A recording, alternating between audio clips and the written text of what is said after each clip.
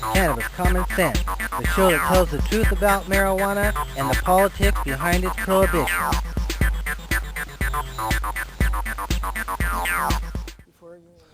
Hey, welcome to another exciting edition of Cannabis Common Sense. We have a great show for you tonight. Right next to me here is Tori Wright of To Die For Creations, who has been working with Carla, what's your last? Carla Kay, who is an electrical engineering graduate from UW, and she and Dale Petersdorf over in the distance have been working on lobbying the legislature to help medical marijuana patients. So we'll be talking about that a little bit later. I want to thank you guys all for coming on. And so we'll also be taking your phone calls. We have lots of hemp news for you tonight, some video clips, so stay tuned as we bring on our infamous Dancing Cannabis Leaves. Feel the force.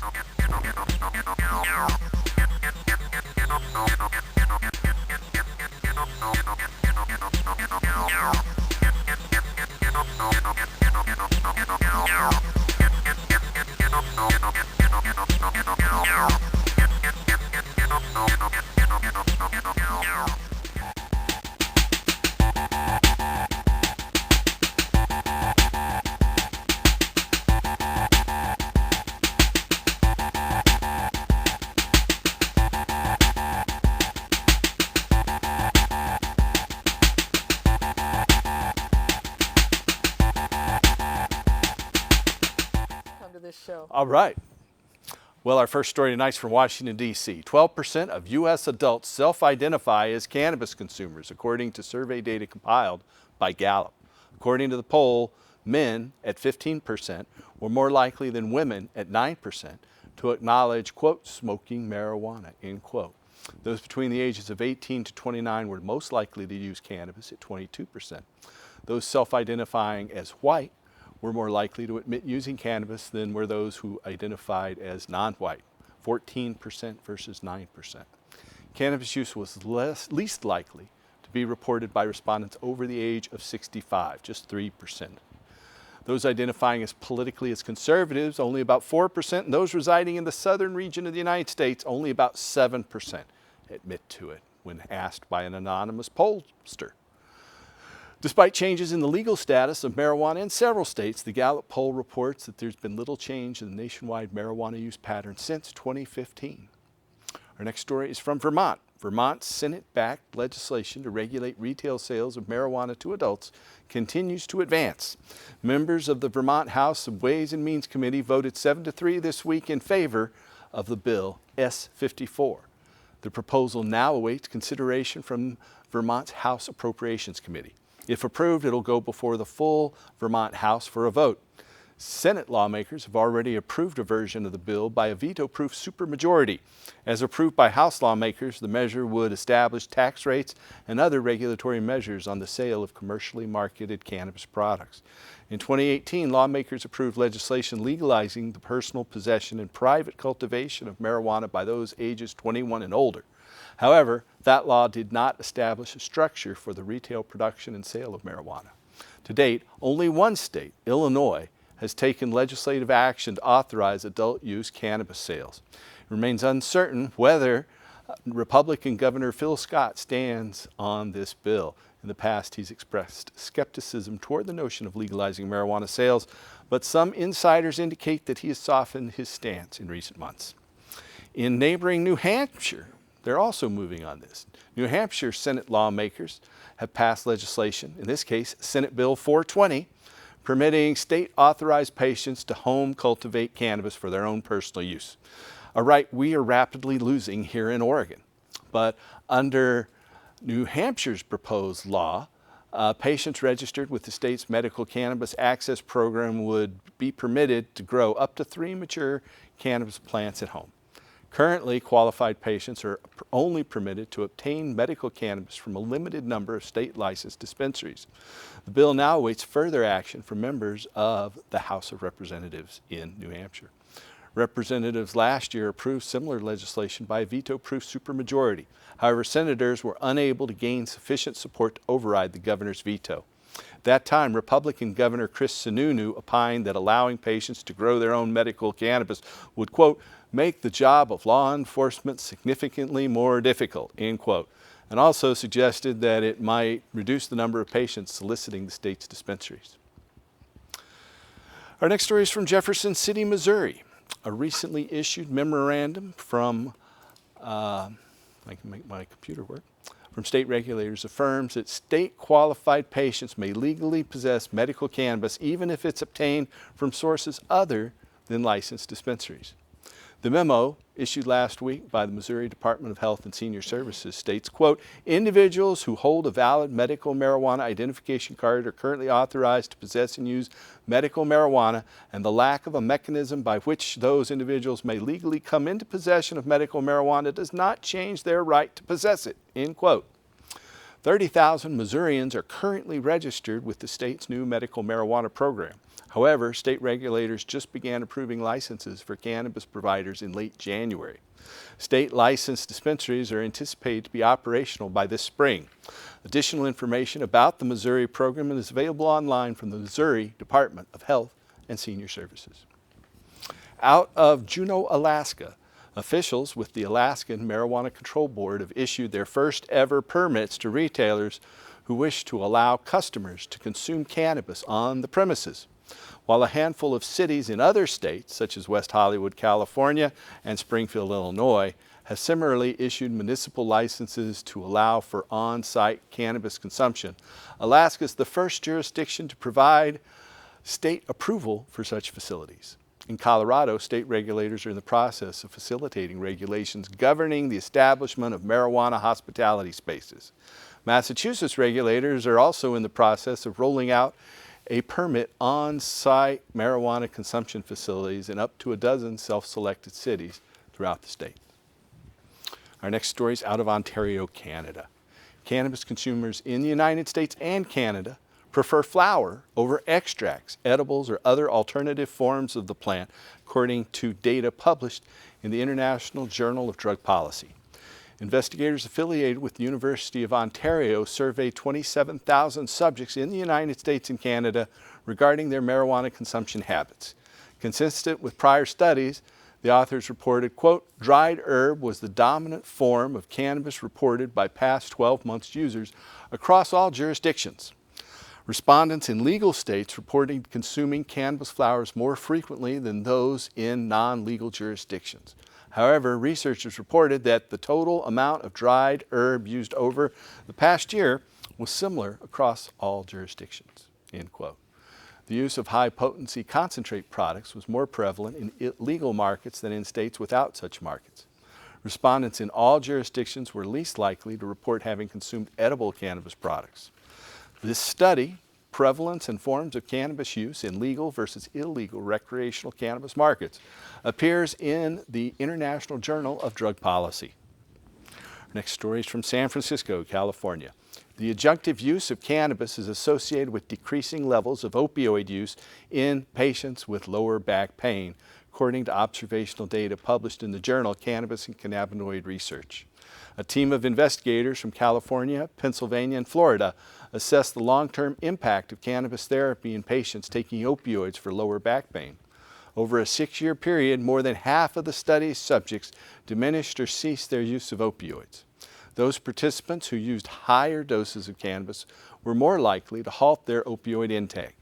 The findings are consistent to those of several other papers reporting that pain patients often mitigate or cease their use of opioids after initiating medical cannabis therapy. This study, The Impact of Medical Cannabis on Intermittent and Chronic Opioid Users with Back Pain, How Cannabis Diminished Prescription Opioid Usage, appears in Cannabis and Cannabinoid Research. Next story is from Washington, D.C. Federal prosecutions for marijuana-related crime fell significantly from 2018 to 2019, according to a recently released report from the Supreme Court Chief Justice John Roberts. The 2019 end-of-year report finds that the number of federal defendants charged with cannabis-associated crimes declined by 28% from September 30th, 2018 to September 30th, 2019.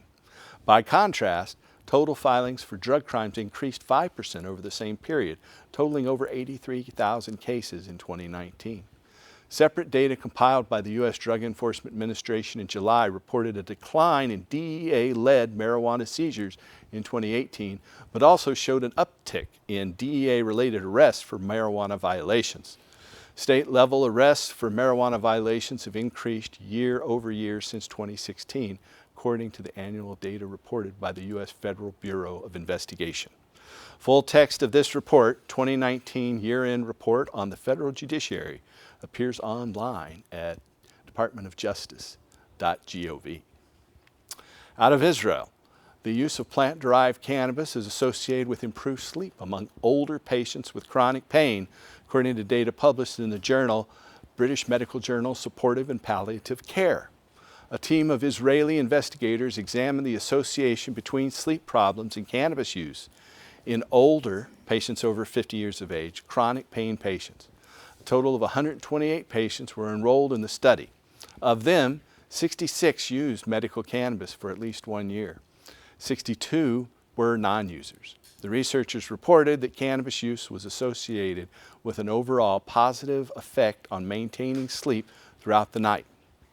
They concluded, quote, "This study is among the first to test the link between whole plant medical cannabis use and sleep quality.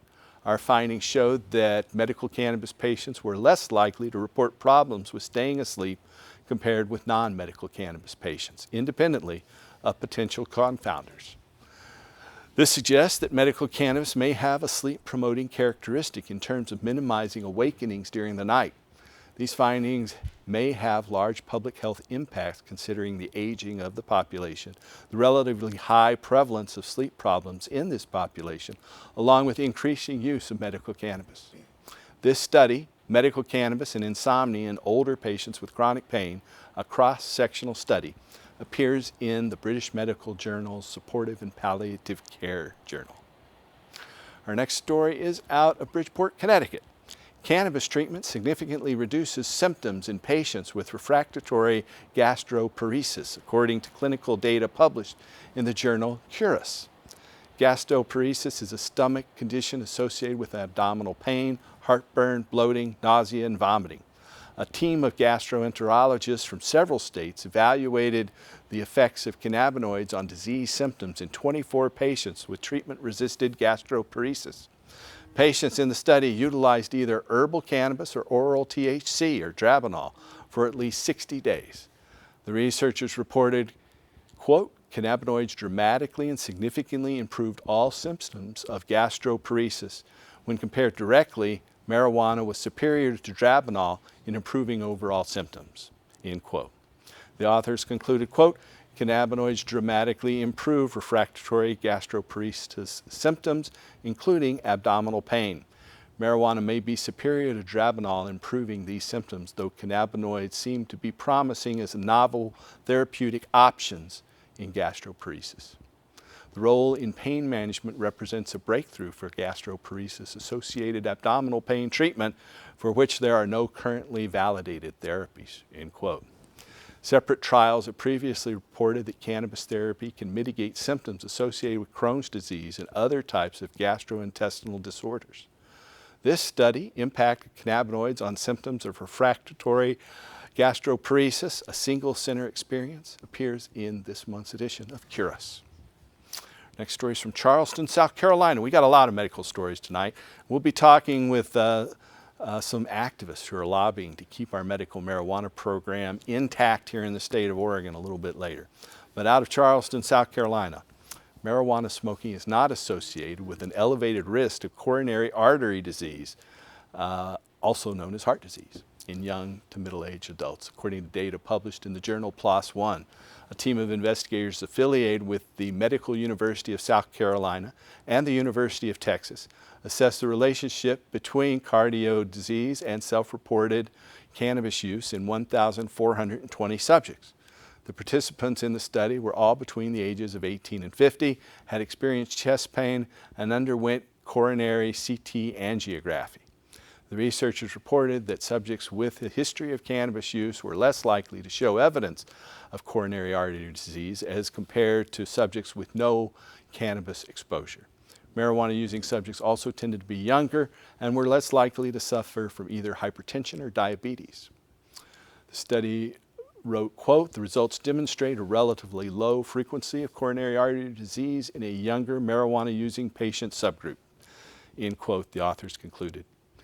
Their findings are similar to those of a longitudinal trial which found, quote, "Neither cumulative lifetime nor recent use of marijuana is associated with the incidence of cardiovascular disease in middle age," end quote. The full text of this study, Marijuana Use and Coronary Artery Disease in Young Adults, appears in PLOS One. Our next story is out of Kansas. Patients with rheumatic diseases such as fibromyalgia, rheumatoid arthritis, and osteoporosis are increasingly turning to cannabis for symptom management, according to data presented at the annual meeting of the American College of Rheumatology. Investigators with the National Database for Rheumatic Diseases surveyed over 11,000 patients enrolled in the registry about their use of cannabis. 18% of those surveyed in 2019 acknowledged having used cannabis, up from only 6% of respondents in 2014. Of those who reported consuming cannabis, over 6 in 10 acknowledged that it was, quote, "helpful in relieving symptoms," end quote. Cannabis-using patients were more likely to report suffering from more symptoms than were non-users. Quote, "Reported cannabis use among patients with rheumatic diseases has increased significantly, and most patients stated it was helpful for symptom relief," end quote, the authors concluded. An abstract of the study, Cannabis Use Among Patients in a Large Rheumatic Disease Registry, appears online. Our next story is from Edmonton, Canada. Food intake prior to the administration of oral THC influences drug duration and drug effect, according to trial data published in the journal Cannabis and Cannabinoid Research. Canadian researchers assessed the absorption patterns and effects of oral THC capsules in 28 subjects under either a fasted condition or after a high-fat meal. The investigators reported that consuming a high-fat meal prior to oral THC dosing resulting in delayed drug onset, but enhanced overall drug effects.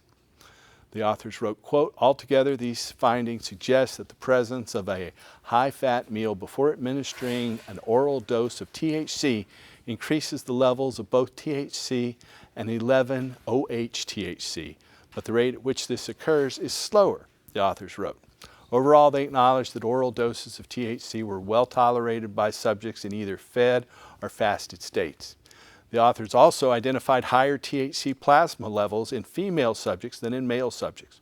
However, they theorized that these differences may be attributable to weight differences between the male and female participants, and not solely the result of sex differences. This study, Human Pharmacokinetic Parameters of Orally Administered Delta-9 Tetrahydrocannabinol Capsules are Altered by Fed versus Fasted Conditions and Sex Differences, appears in this month's edition of Cannabis and Cannabinoid Research. Our last story tonight is out of San Diego, California.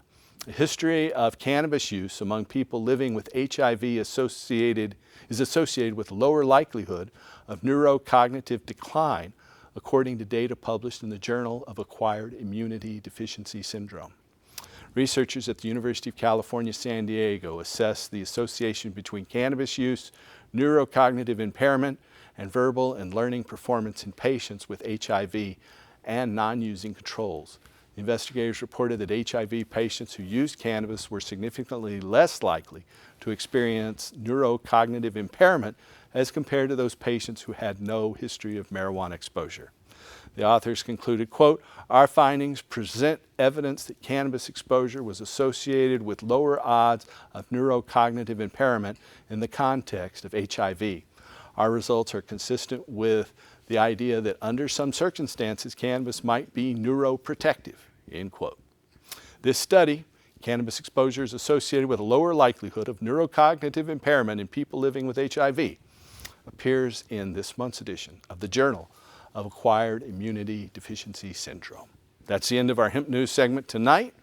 And let's see. I'm not sure. We had someone come in while I was reading the news. I don't know if he's going to sing a song or not. I thought perhaps beforehand he was. What's your name? Hey, Paul, my name's Dane. Great Dane. Dane. 206, yeah. Hey, Great Dane. Hey, thank you for the opportunity to come out. Yeah, you were a little late, so we wound up but I guess they've got you ready and you're ready to go on. Definitely, yeah, man, for sure. All right, well, I hope it works out. All right, we'll man. see. Cool. Thank you, Paul. You're welcome. I smoke organically, yeah, no bam or weed for me. I smoke organically, that's what I do. Smoking, I'm laid back, I'm blowing. I'm making these moves, I'm doing what I do, growing. That's all I do, that's all I'm knowing. Whether a pot or a plant, the seed or a stem, I know what I see when I'm looking at them. I'm gotten this perfect, the bottom is working. Takes a certain kind of different culture, doing things we ain't supposed to from knee high up to the shoulders of weed high, and a certain odor was always by. Right under the floors, the basement, that's where we put our work in. That's where we be making dough. And if you didn't know, I smoke this dro that I grow, so you leave me alone, cause I know bam or weed for me. I smoke organically. Come on. No bam or weed for me. I smoke organically. Come on. I smoke weed cause I believe that it gives me the game that I need. So I'm smoking it with these. I roll about 6 or 7, then I'm done. Lay back while my head is spun, it's begun. I've got the day going okay. Now it's great, no lame day. I'm doing this thing, no can't change me, cause that butt is so good. Thank you, Paul, for the putting me in a good mood. Alright, guys, man.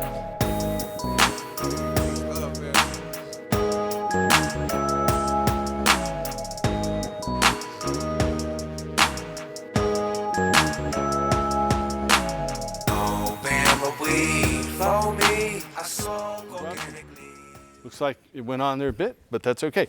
Okay, Tori Wright and Carla K.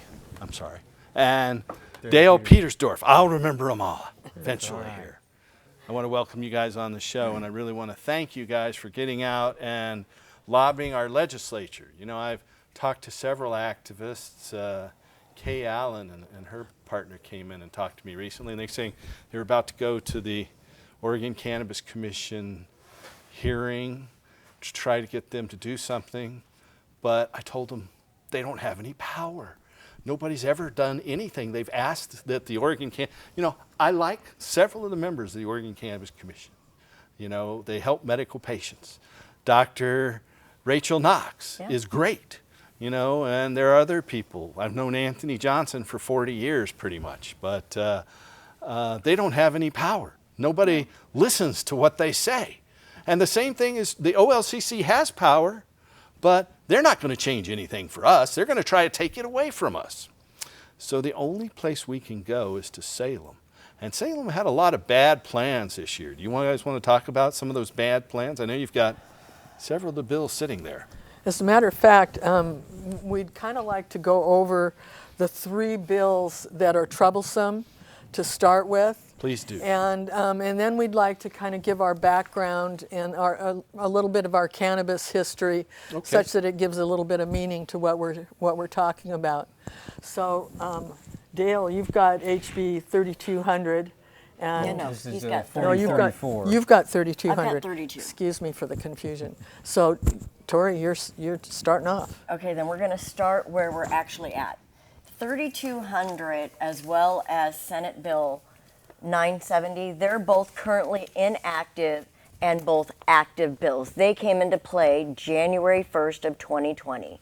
What they With the new short legislative session. Yes, and right now our hands may be tied if we can't get another bill attached to an existing House bill in order to get this changed. We only have a few more days to have that happen. Tell me about the bad things that this bill would do.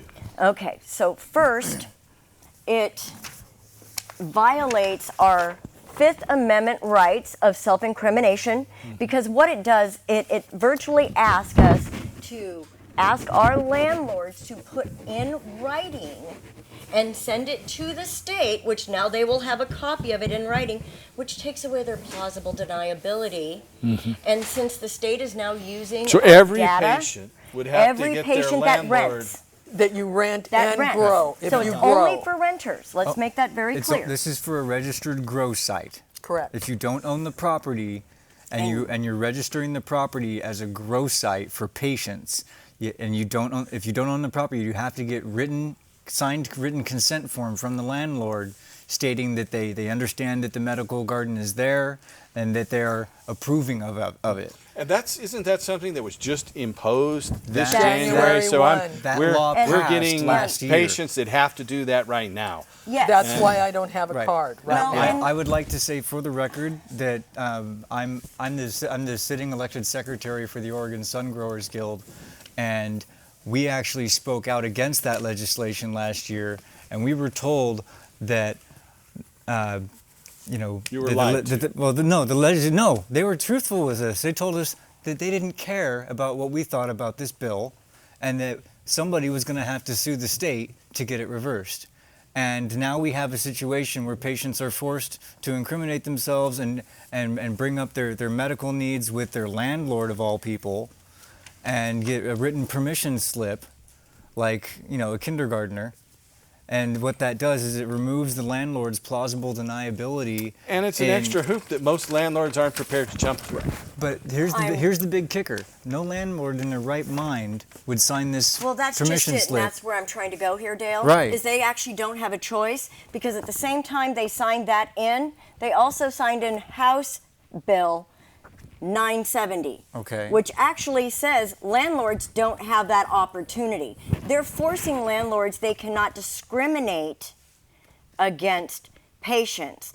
All this does is set the banks up to take the landlord's property. And the landlord doesn't have a choice. This actually pits the landlords against the patient. Right. And we're trying to stop that. We're actually coming out in favor of our landlords. We love our landlords. Right. Our landlords have been there for us. We do not want our landlords by any means to be harmed.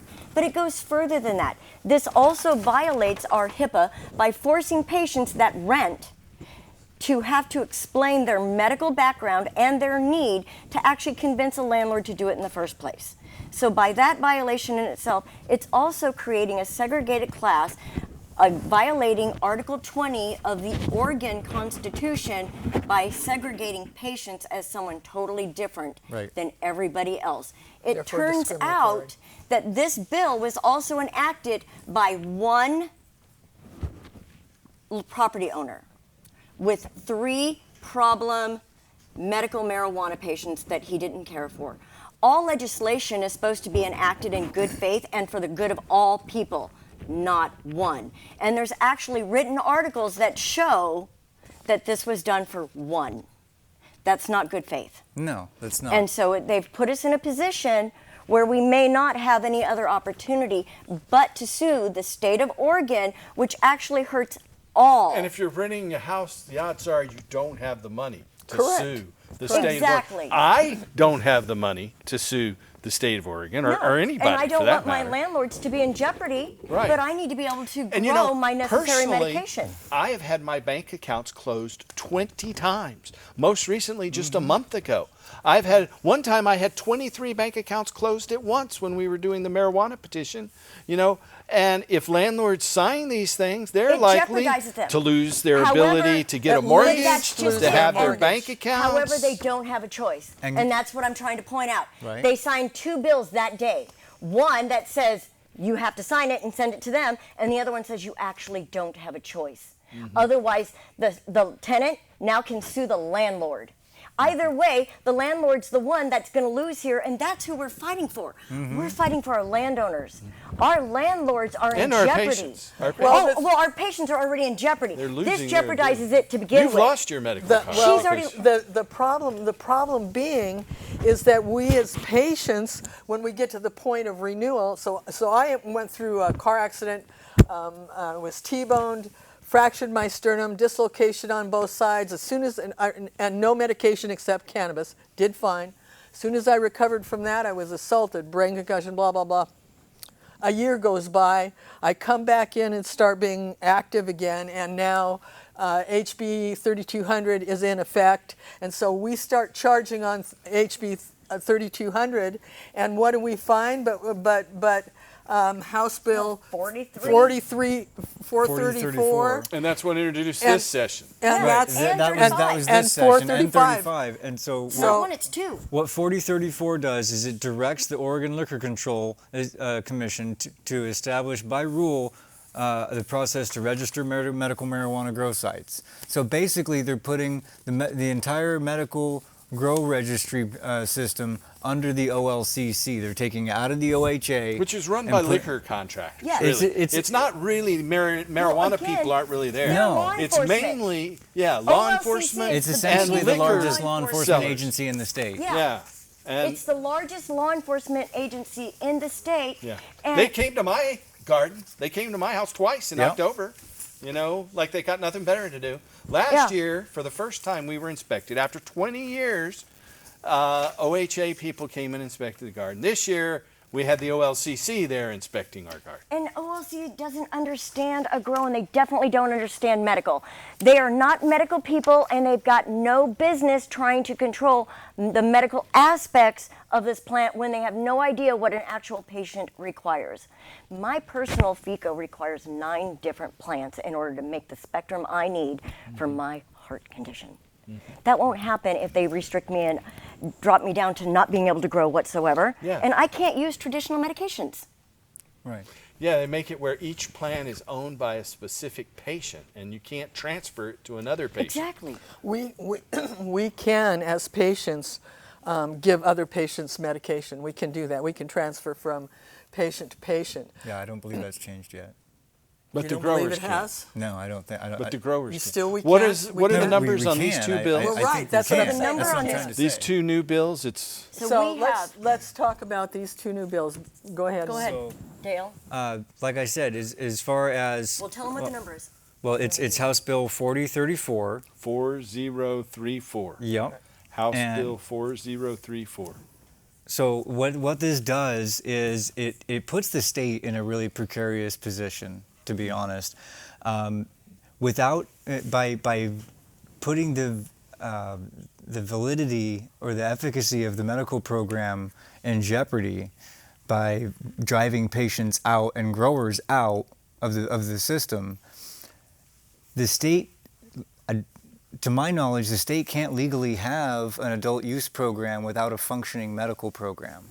So if the state is busy tanking the medical program, then they're going to put themselves in a really hot spot with the federal government by not having a functioning medical program. So we want our legislators to throw out. we want them to House kill these Bill bills. 4034. Yes. What is the other bill? And 4035. And, 4034 and have you covered 4035. everything that's... You know, There's a couple of things in That are really 4034. Well, important. there and aren't- 434 there that aren't you need to actually any notes in understand. here. So, What are those? did you ladies have specific areas of this bill that you wanted addressed? She's Because got- there's There no notes. are a couple of things in there we that are go. covered in 4034, and that is more restrictive plant limits, and that is that they've removed our rights as patients and humans, citizens of Oregon. They've removed our right to have the 4 freedom plants. Prior to this, we could have our 6 medical plants and the 4 freedom plants, which gave So this Tory. new bill would take that away? Correct. Yeah. Correct. Additionally, So if you get a medical card, your only benefit is you could have 2 more plants That's it. for like hundreds of dollars. correct. Hundreds of dollars. Correct. Yeah. You got it. Oh, and new restrictions because this bill also adds in law enforcement. So, well, wait, that's 35. That's Wait. what you're doing. So at any rate, it also changes the ownership of the plants. The ownership is no longer the patient. The ownership is the garden, not the grower. The garden, the grow site owns the plants. Even though, again, the patient put the fees out, and it's the patient that had the medical condition, they're still trying to restrict patient medicine again by It's trying to just change the ridiculous language. that they're trying to regulate this because I know. it doesn't need any regulation. These are human interactions. We don't need state interference in people's use of marijuana. We're being over-regulated. They have this irrational fear of THC. Exactly. THC has never hurt anyone. You know, they talk about the dangers in these vape pens, Well, cannabis is the safest thing in those vape pens. Exactly. It's the other things that are It's dangerous. all of the The rest. MCT Yeah. oil. And metal You know, and exactly, other metal. things. In actuality, cannabis is a solvent, and so the only material that you want touching that cannabis is some sort of an inert metal or glass of ceramic, some sort of a glass product, and even then there's going to be bleed through. If you have plastic, you're going to be inhaling plastic because it's been the solvent of cannabis has dissolved part of that plastic into your vapor material. So, it's just really an ugly thing. Additionally, in 434 is where OLCC takes over OHA, basically, the OMMP OMMP. program. Yeah. It takes the program.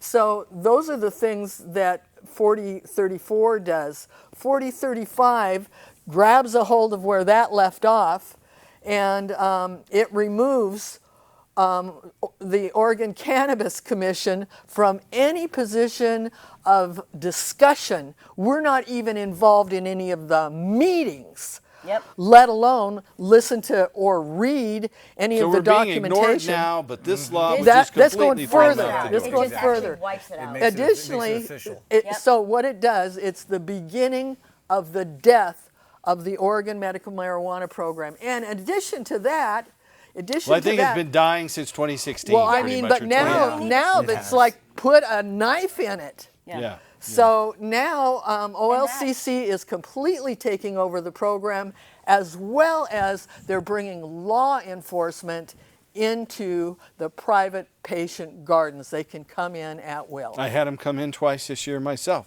They came in and they didn't find anything wrong, thank goodness. Well, again, But it's intrusive enforcement because has no idea. they don't tell you they're coming. They're just at the door. They just show up. Yeah. Yeah, they just show up. Hey, we're here. Is that a dangerous dog? And the issue is And they want you to sign off that everything's safe for them to look around. Well, we didn't ask you to come look around anyway. Anyway. Exactly. well, You the came here problem your own it's risk, very officer. For patients. it's very problematic in that we've got hammers. Therefore, if you're a hammer, everybody's a nail, and this nail is really tired of being treated like a criminal. That I'm not a criminal, I'm a patient, and I'm trying to get well. The only medication on my OHSU hospital records is cannabis, and that should be completely between me and my doctor. I shouldn't have to have a card. I agree. And when we get down to it, what other patient has to bring their pharmaceuticals home and have law enforcement come in and inspect them?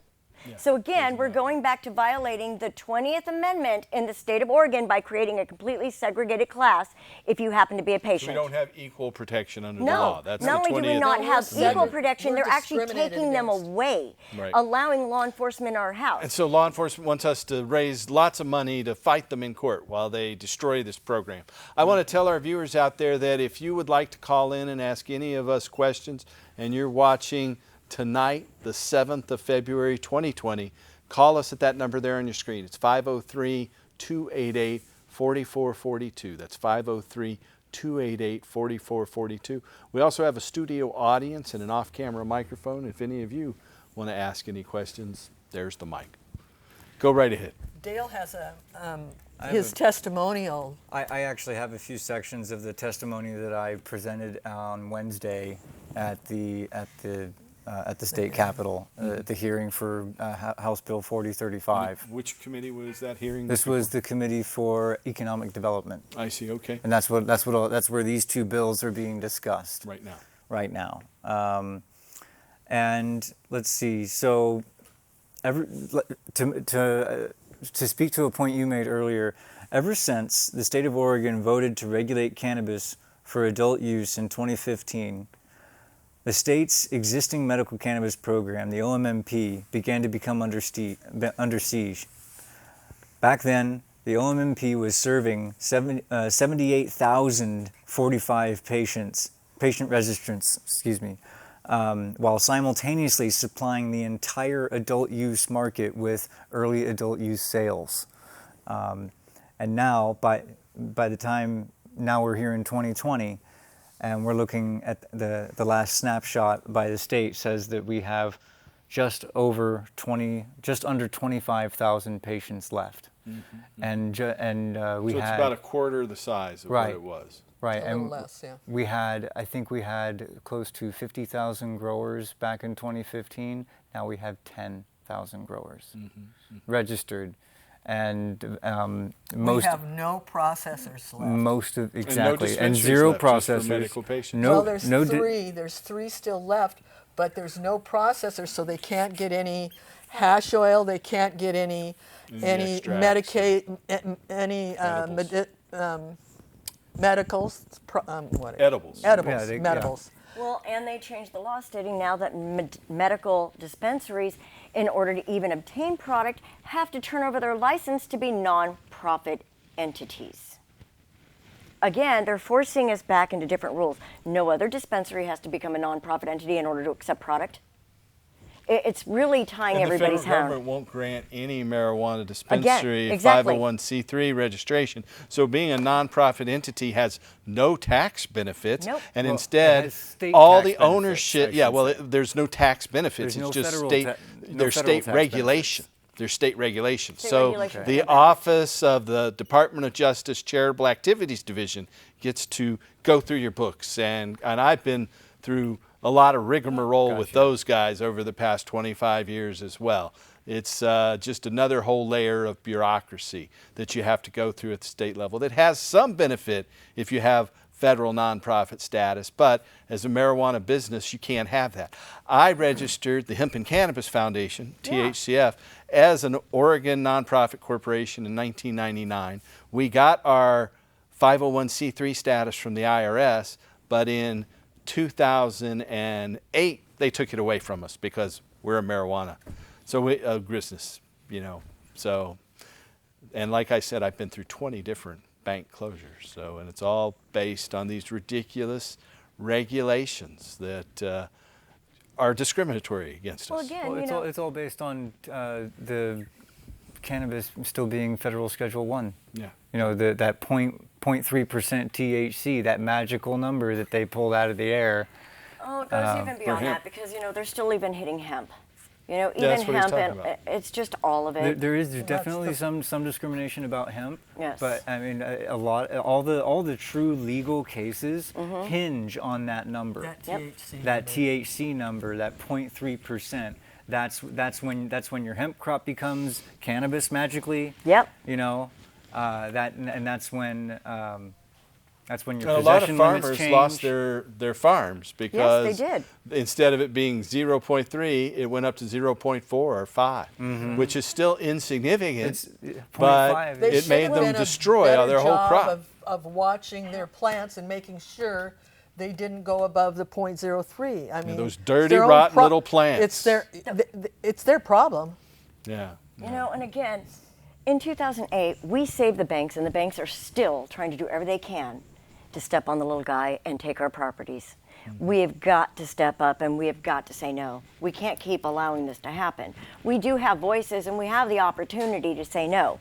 Everybody has the opportunity to call their House representative. And their senator. Their senators, their House representative members, their personal representatives, and of course your congressman. Well, There's right no now, reason, and we- your governor. But Yeah, we call could your kill governor. it. We could kill. We can could make The it best stop. thing is to kill it in the House House. Economic Kill- no. Development. Kill it in the Right Yeah, House. kill it in and committee. If you call your House member, we can kill those two bills right now. Tori and However, if Tori- you do this and call your senator and your House member, we can even have these reversed. They did it with the oil, and they did it in 3 days. And we'll They see. can do it. So again, as fast as they put it in, they can take it out. It's a choice. But it's not going to be easy, and it has to be everybody standing up and doing the same thing. But I mean, I know this. And if you look on Facebook and a variety of places, there's lists that show, where your representative, what area your rep covers. You can call or go online with the state and get that documentation. But right now, it is so critically important that you let every single one of us let our representatives, your personal representative, know that you are absolutely opposed to 4034 and 4035, because we can stop these right now. Right now. Let's stop these right now. Or else we, Tori and I, who have gotten letter after letter, we've stomped the state, and we have still got a mountain to climb to get rid of this one. But these are easy. These are easy. We can do that now. Call now. Get online. Call What the is the best state. number to call for your state legislators' information? Do you have that there? We It looks have like them you've all. got We've got even me look at every that. individual all the House committee member that members. are on the committee. The chair member is John Lively. He Yeah. is the representative for Springfield. We've got, go down the list. Well, you've got a whole bunch of them Yeah. here. Julie And Fahey, everything. Carl Junction Wilson, City, Ken Carl Helm, Wilson. Pam Marsh, Katty McCowan, Susan McLean, and Brad Witt. Brad Witt is not our friend. It doesn't matter. You Yeah. still have to call him anyway. Yeah. And let's see, Well, Brad Witt's counties hold are on, Columbia. Hold on.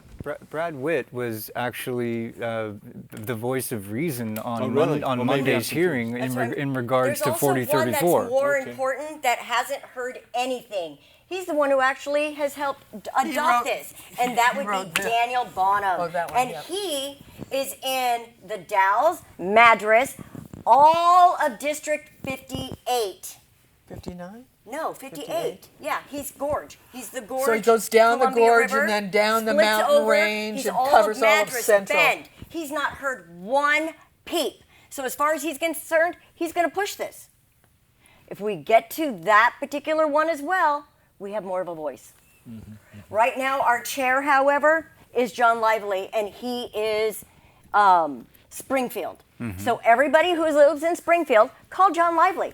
Say hello. Let him know that you do not want House Bill 4034 or 4035. Both of them adamantly oppose them. They harm patients, they harm caregivers, and they harm growers. So you can reach the state legislature by calling 503-986-1400. That's 503-986-1400. If you have a question for us tonight, call us at 503-288-4442. That's 503-288-4442. We have about 12 minutes left or so. Go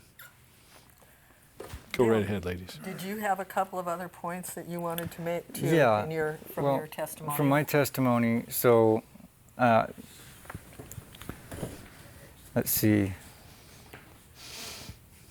Well, Tori mentioned earlier that the OHA is bound by HIPAA, and the OLCC is not.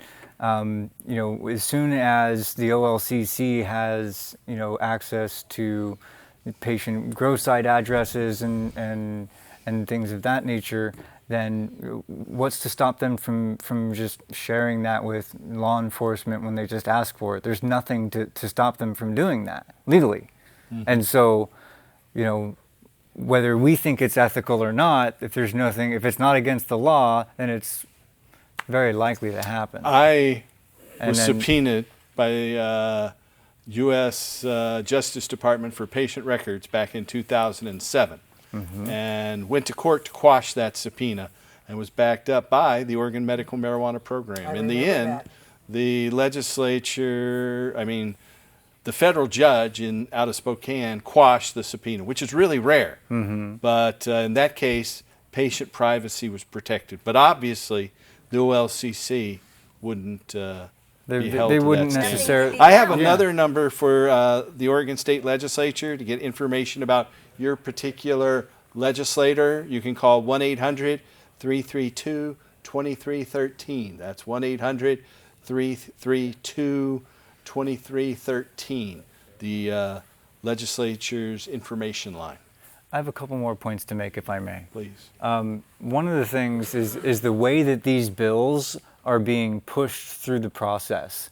Like, for example, the proposed legislative language up until this last week, where they were being reviewed in committee, the proposed language was changing at such a pace that the most affected community members, medical cannabis patients, were by the time they formed a rebuttal, The language has already changed. There's been an amendment rendering the patient's community's rebuttal relatively ineffective and seemingly uninformed. When it was informed, but on the last version of the language. And so this effectively muzzles patients so that only the interests of regulators or expensive lobbyists are heard when it comes to the changing laws about cannabis. It's important to heed the needs of OMMP patients. It's important that the needs of OMB patients be heard and heeded. And one of the other things about this is that the passage of these bills basically overturns everything that was in ballot measure 74 in 1998. And another thing that I noticed during this process, and my colleagues and I made sure that we talked about this, is that these bills were introduced through committee. There was no representatives or senators' names on these bills. No House representatives' names are on these bills. It was introduced through committee. Nobody wanted to put their name on this. Nobody wanted to take responsibility. Well, it sounds like a good opportunity to try to crush it. Yeah. And so we've got the bad bills from the past legislature to try to overturn, but it seems pretty easy as long as these don't get out of committee. Then, but they have this short session. Right. That they have to get something out by next week, right? Out of committee. If it doesn't get out of committee by then, it's dead. The short session was never meant to handle legislative changes like this. This is an abuse of the system. Exactly. In doing so, they're bringing this bill back up for work study on the 12th of February. Everybody this next week, call your representative and tell them you do not want them to rep this bill. No. It needs to go down, and it's not just 4034, it's 4035 as well. They are co-bills. They go hand in hand. And again, they strip more rights away from the patients. Our patients are what built this program, and we need to stop using us as stepping stones. We are not part of this illegal market that's eliciting and part of distribution throughout all these states, and yet they're still blaming the patients for all the diversion. And we just aren't the problem. Although I must admit at this point in time, so much damage has been done to the medical program that the healthy part of our program is now frickin' black market. I am so angry about it because that's what happened to Washington when they went legal, and that's basically what happened to Colorado, and we swore Oregon is different. Not going to happen in Oregon, and that's damn well what they did. I'd like to just point out for our Washington viewers watching us out there on the internet or elsewhere that there is a good bill in the Washington legislature that would allow individuals to grow their own at their home. They'd be allowed to have 3 plants. Washington, though they've legalized the sale of marijuana, no one can grow their own. And they've been trying to push home grow through the Washington legislature. And there's a bill, HB 1131, that has just come before the legislature. Now's the perfect time to call your Washington representatives in Olympia and tell them to support HB 1131 so you have home grows. I just had to throw that in. Absolutely. Again, that's exactly the time to do it. We want to support that. We want to give Washington back their opportunity to at least support their medical patients that as well. What I would really like to see happen is like, okay, you guys want to do all of this? Let's go back to Measure 91 and talk about what we, the people, voted in. And let's go back to that. Give us back the medical marijuana program would not be changed. Touched. Exactly. Yeah, that's what it said. Not be affected. Twice now. And both times, our bureaucrats have got involved and changed it. When again, the people actually voted for Measure 91 to allow for recreational as long as they did not inhibit the OMMP and change it in any way. And here we are to the point where it's almost gone. Right. And we're fighting for it tooth and nail at the last minute. Yeah. Dale, so I have a couple to elaborate on Tori's point. Like in recent years, we've seen change, and this is part of my testimony. In recent years, we've seen change after change that has affected patient access. We've seen patient transaction limits from OLCC retailers reduced drastically from 24 ounces to 1 ounce per visit.